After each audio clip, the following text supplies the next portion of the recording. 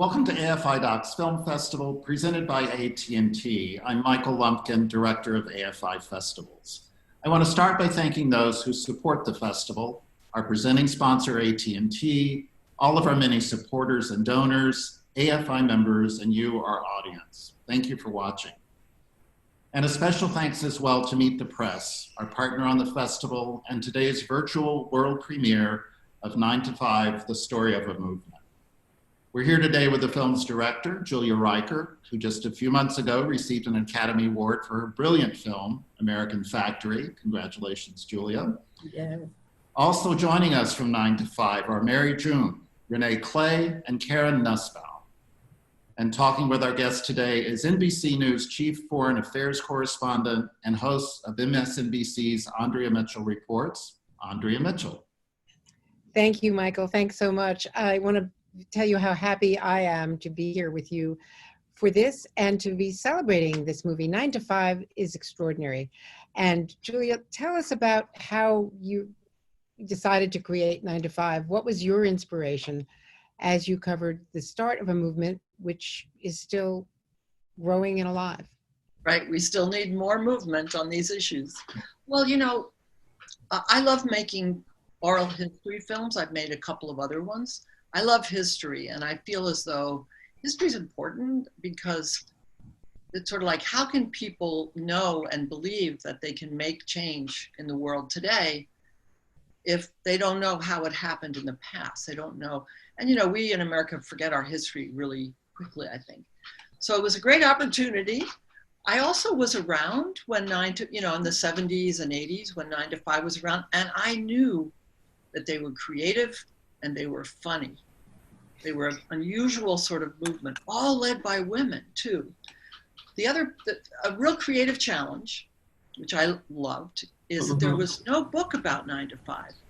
There were really even any articles about 9 to 5. So it was like we had to dive in and do original research and meet people like who you're going to meet, like Mary Jung, who we managed to track down in San Francisco, and Karen Nussbaum, who was actually my friend already, and Renee Clay in Atlanta, who we didn't know. We met people all over the country, but it was a real creative challenge to find them and also to find all the archival footage that we could dig up about how their movement was regarded.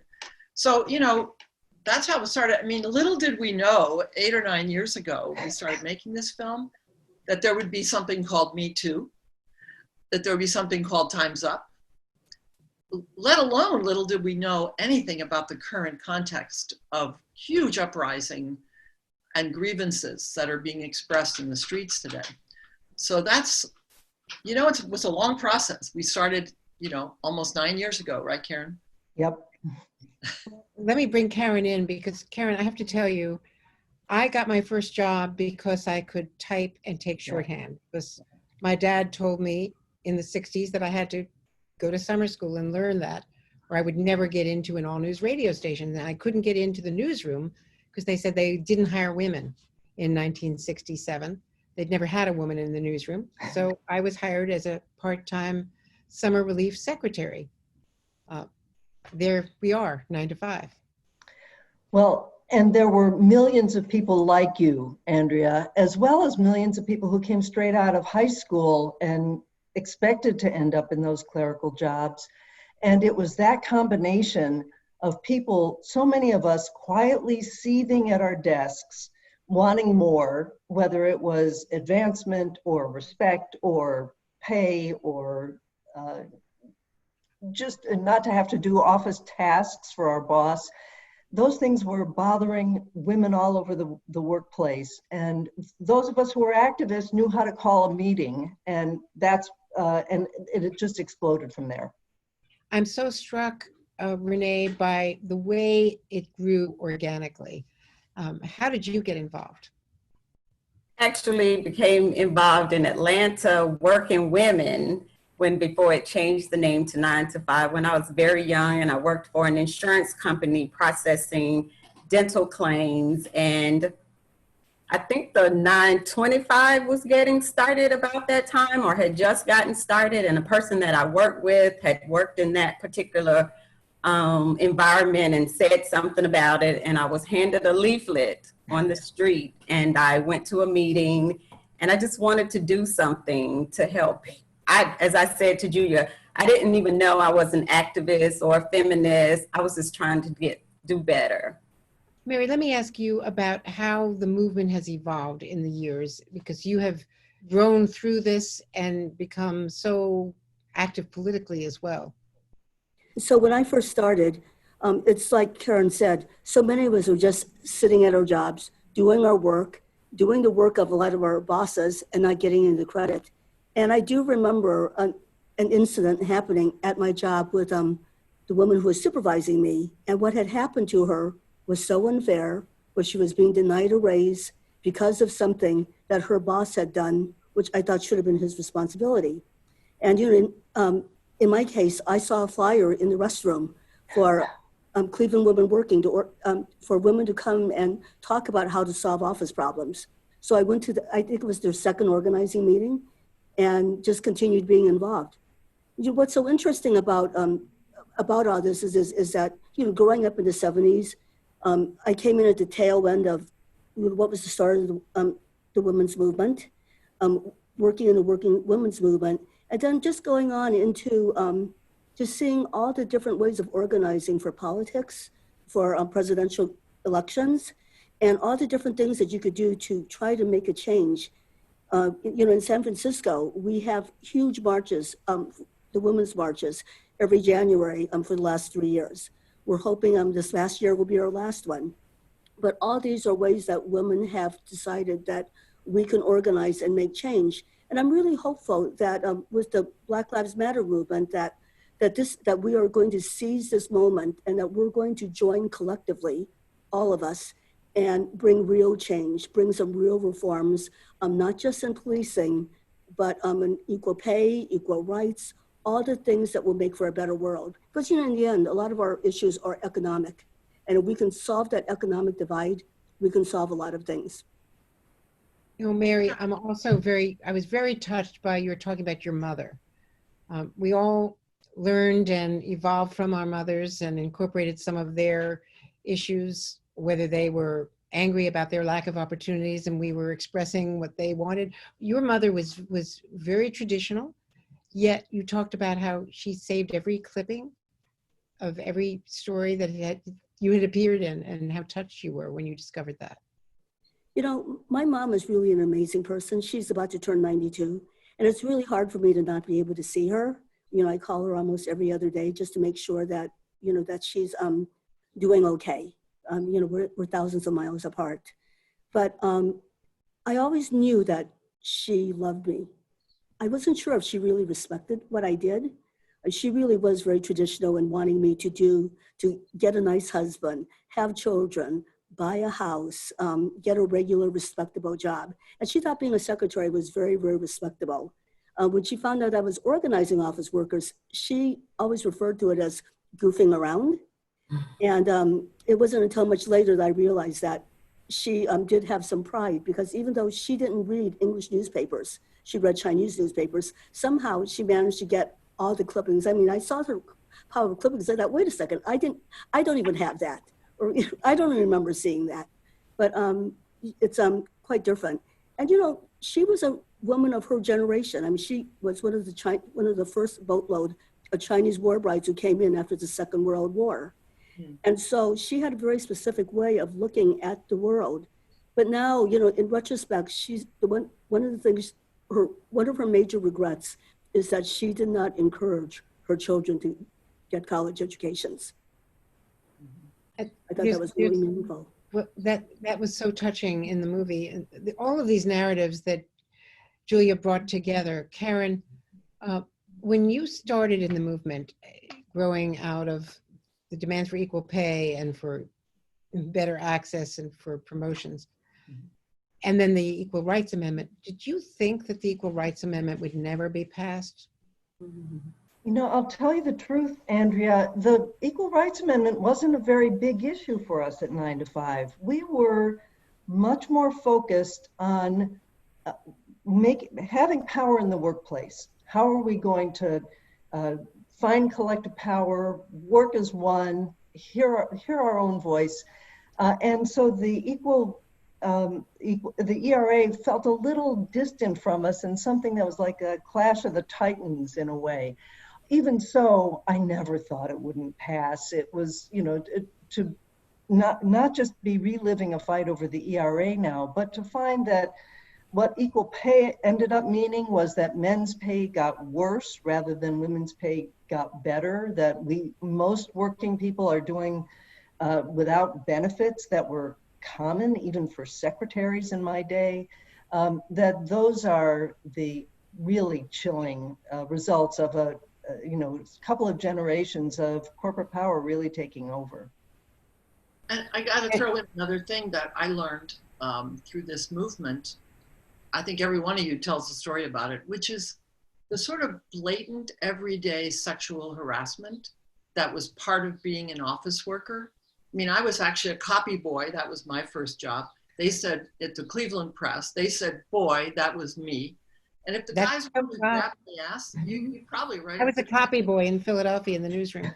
Okay, well, I was a copy boy probably at that same time at the Cleveland Press. And it was just casual, like your body was to be touched and commented on and your clothing every day and so forth.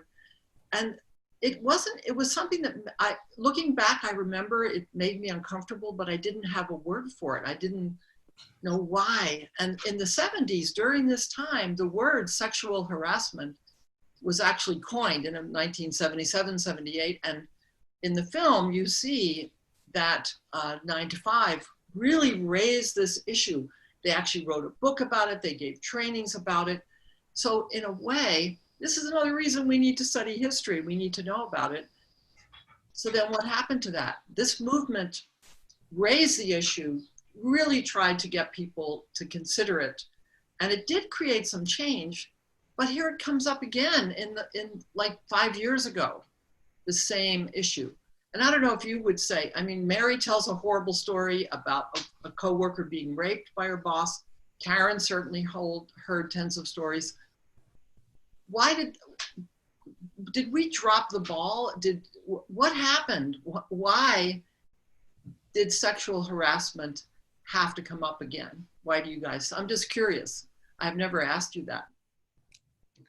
I'll tell you what I think, Julia, and that is that you make change both by changing the narrative and having real power. And I think 9 to 5 did an awesome job at changing the narrative. We were everywhere. Mm-hmm. Everybody loved us. We were in the newspaper all the time. We had fun. We totally changed the debate. The movie turned the world up on its head. But as we tried to institutionalize that power in our union, we ran straight up smack into a real onslaught of corporate power that said, nah, we have to go after the trade union movement because we want to lower wages across the board. That's how we're going to compete. And we were running a tidal wave and we got overcome by a tsunami. It was just more than we could handle. And unless you've got institutions that can do the lobbying and bargain the contracts and put forward the legislation, then you can't make that change permanent. And Renee, and that's why I think we had to have Me Too. Was it also political power that was another? It was corporate power that women did not share in, and also political power to legislate. Because look at the way reproductive rights are being struck down around the country.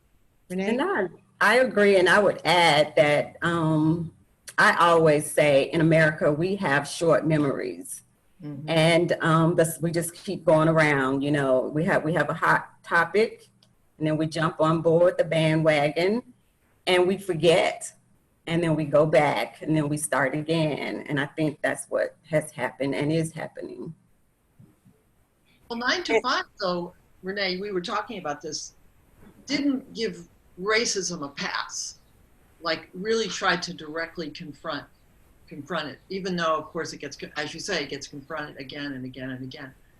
I was proud that you guys, like making the film, to see how carefully you considered how to create a really inclusive movement in terms of race and age and so forth. Right. And the chapter that I was in Atlanta was very cognizant of the racial issues. And we talked about this and the fact that our meetings were set up so that people of different races and colors would sit together. So as I said to Julia, generally people tend to gravitate to what they know. If I go into a meeting and if I know Julia or Karen or Mary, then I would go sit with them. But if I walk into a room and I don't know anybody, I look for some other similarity, which could be race. And a lot of times you will see a room that is divided. I said this. And so you might have white women on one side, black women on another side. But when you came to a 9 to 5 meeting, I always said it looked like a checkerboard, because we made a conscious effort to make sure that women were paired by race, by age, whatever, so that they could be friends, and then they would sit together, meet together, do more than just go out, protest, and go home. So I think that was very beneficial. I always say 9 to 5 raised me, Karen. I was very young when I started. I think I was like maybe 19 or 20. Very instrumental in me going to law school, all of that. This is the longest organization I've ever been a part of. And Awesome. yeah, I can't say enough about what I got from it. Mary, how do you think 9 to 5 empowered women to speak up about sexual harassment? So I think one of the great things about the working women's movement is that when we made a conscious effort to look for leadership, to look for members, and develop leadership as much as we can. And we looked for the issues that they could all speak well on. And one of the things that I really learned was how to diversify an organization. How do you, to keep a movement growing, it's like you said, like Renee was talking about, you can't just segregate yourselves. You really have to be as open as possible. That if you're going to have an organization, you have to have everybody represented. And so on sexual harassment, one of the things that we were able to do is that when we found women who were able to talk about it, and not publicly, obviously, because it's sometimes it's such a personal thing. You feel so violated. To talk about it, you feel violated again, is to make sure that they had the tools, especially back in the 70s, there really were no tools. And so the Rape Crisis Center started during the 1970s. And so it really gave women a safe place to go to. And then also around the same time, it was the creation of the domestic women's shelters. And that also was another safe haven for women. So all of a sudden in the 70s, you had all these different issues that could be addressed, where if we were all working together, we could all help each other and help protect each other and advance each other's causes.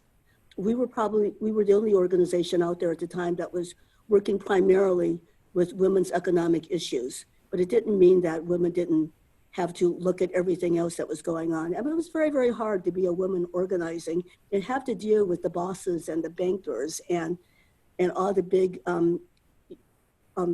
organizational CEOs, and have them not look at you like, well, you're just this pretty little thing, right? And why should we listen to you? You should go back and make the coffee. And boy, did I make some coffee.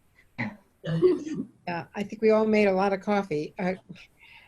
Julia spoke about how much fun it was seeing the way 9 to 5 evolved. What is it about women when we get together that we connect with each other on all kinds of levels? When we barely know each other, we find commonalities. Karen? I think part of our success was that we built an organization that we wanted to join. And since we weren't the leaders of the other organizations, we got to make it up from scratch. And so it always it included helping women find the leaders that were hidden inside, and having fun, but also finding power collective power. And those kinds of things that allowed us to respect ourselves, each other, find these hidden talents. We made up songs. We would go confront bosses. People would be on TV for the first time in their lives. It changed. You know, a lot of people who were quiet at home ended up being really loud at 9 to 5, and then they took that home. And the other way around, a lot of people who were really scared to be out public would be the boss at home, and then they found ways to bring that to bear in their public life. And so it was balancing the public and the private and finding and it took fun to do that instead of scolding or exhortation. And, you know, I wanted to say also, I think typically in the labor movement, let's say, men would form an angry picket line and like storm the company or stand at the outside of the gates and pass out leaflets. People like, actually, Mary, you were one of the best at making this funny. Like, you guys would have a contest to show, to ask all the secretaries of Cleveland or whatever city, who is the worst boss of the city and why? And you would offer prizes, and then you would go give a prize to that boss as the worst boss. And so it was the kind of thing to me that was appropriate for the community you were organizing. You were not organizing typical labor movement. You were organizing women who didn't want to be aggressive in general at that point, you know, who wanted to be a little more humorous, who were comfortable with that kind of thing. And I always thought of Mary up there in Cleveland as one of the real, you made up some of the best banners and some of the best slogans, right? You remember that? Mary, can you remember any of them that you can share with us? You know, I do remember the pettiest office procedure contest. Oh, yeah. And one year the winner was the 14-karat boss. Mm-hmm. And the play on it was that it was a guy who insisted that his secretary go out to the farmer's market every morning and buy him a huge lump of fresh carrots, wash them, peel them, slice them, get them ready. And one of the things about the way that we organized was that we made sure that what we did would appeal to our members, because it wasn't just upstart, 20-year-olds, activist women. We were trying to appeal to mainstream women, women in their 30s, 40s, 50s, 60s, who'd been working, toiling away, who didn't know what to do about their office, about their problems, and could see us. But if we did anything that was too radical, they wouldn't join. But if they saw us doing something that they could relate to, or that we were calling out a problem that they didn't like, then that would make them more apt to join us. Right. Karen, isn't that the lesson of community organizing? Is finding community organizing, and it's also the brilliance of the 9 to 5 movie with Jane Fonda, Dolly Parton, and Lily Tomlin, where at first Jane wanted to make a drama, and but fortunately she realized that it was a farce that would allow millions of women to come into the theaters and have their minds flipped through laughing at the absurdities of what women were asked to do. And that was what we were doing with the pettiest office procedure contest and other ways that we were attacking bosses, so that it didn't seem scary, it just seemed like absurd. No, you should mention so that. Let me tell a story about not having things to seem scary. What would be how I got into what I was doing. So I went to the 9 to 5 meeting, and someone asked me if I wanted to be on the campaign committee. And I said yes, but I thought they meant political campaign. And what I found out was the campaign committee were the people who went out to protest. So that's how I got involved in that. Well, and a good thing it was that you did. Absolutely. If they had said it was the protesters, I probably would not have gone, but they called it the campaign committee. Well, didn't Jane Fonda, Jane Fonda learned about 9 to 5 and then decided to make the movie like years after 9 to 5 started. That's right. A lot of people don't realize that the Right. movie grew out of this movement. Right. That's right. She thought And- this would be a good story. And you're right, Karen, she made it a farce rather than a drama based on meeting 9 to 5 people, right? And even this year, she was here in Washington Oh. protesting with her Friday arrests and all for equal pay and for workers' rights. Yeah. All these years later. Absolutely. Karen, does the protest movement now, all of the inequities that we're seeing and the cries for racial reforms, police reforms after George Floyd's death, it's now a global movement responding to something that happened in Minneapolis.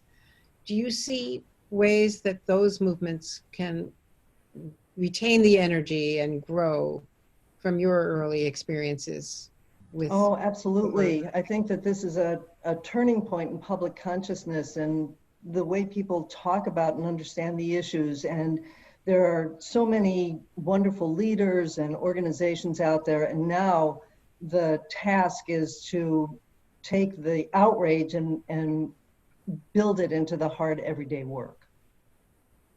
I agree. Renee, do you see that in Atlanta as well now? I You've got do. an extraordinary mayor there. We're all watching Atlanta intensively through the pandemic and now through the protest movement. Yes, our mayor named Keisha, that's what we call her. And I do see, the early days of the protesting when there was a little bit of rioting, but now I see the peaceful demonstrations. I see the different leaders, the people who were always on the TV doing the protests, and I don't see them anymore. I see the college students, I see the housewives, I see the babies. So I do see the difference and the cohesiveness of the people. But then that raises the question, how do you turn grievances into action? And how do you turn that into real change? And that's where, again, I think history comes in. Mm-hmm. And if you have some idea of what the tools are, what the ideas are, then you have more of a chance of something that sustains, that isn't just in the streets, but that sustains into some kind of organizing that can really hold officials accountable, right? They can hold the government accountable, hold the police accountable. The streets are doing a great job right now, Right. but it's got to sustain. Don't you guys think? Right. So what I see in Atlanta is the people have met with the mayor, with the chief of police, who are both women. I think they've started having negotiations. They've made some demands. I think they've stopped the chokeholds. We had in the early part of the demonstrations a couple of college students who were kind of rough handled, and those officers were fired. So I think it's, getting with the people who have the power and getting their ear and making some changes. And also the whole issue of voter suppression, which was so dramatized in the midterms in the governor's race, of course, in Georgia. Yes. And is now a national campaign to try to have a fair election in the midst of a pandemic, of course. Mary, you've been so involved in California now with the politics of it, of translating these grievances into political action.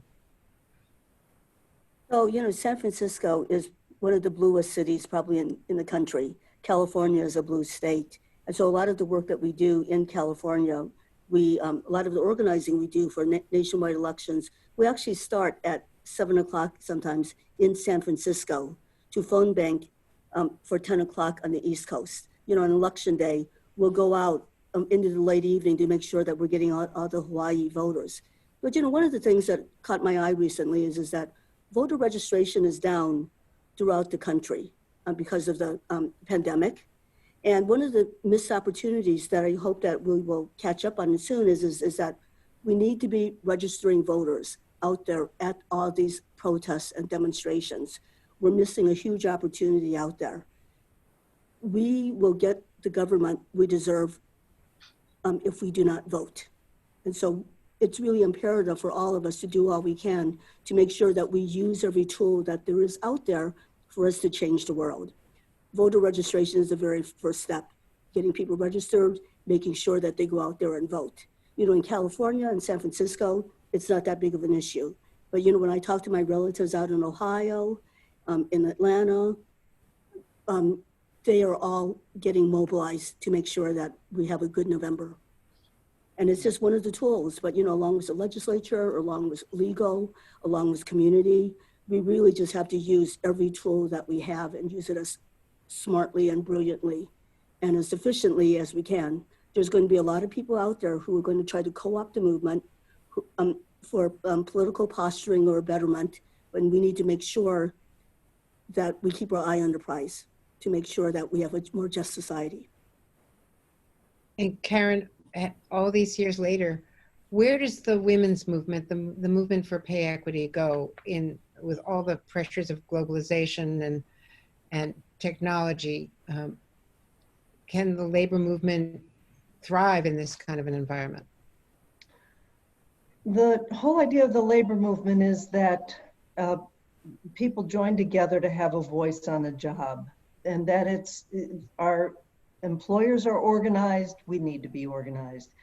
It's a very basic idea, and we don't get anywhere without it. And we've seen that as the labor movement has become weaker over the last generation or so, things have gotten worse for every working person in this country. I'm very hopeful about this basic idea that there's strength in numbers. We see it now all the time, especially as part of the response to the pandemic. And I think that as more people come into the fight about a fair today and a safe tomorrow for themselves and their families, then and that the only way we get there is strength in numbers, those are basic tenets. And I think that that those are arguments that are being won every single day. Well, it's a great note to thank Julia Reichert for bringing all of your voices to the film and for bringing your stories to America, because 9 to 5 is a continuing, ongoing engagement. Thank you all so much. Julia, congratulations to you. And thanks to AFI. Everybody. Thank you.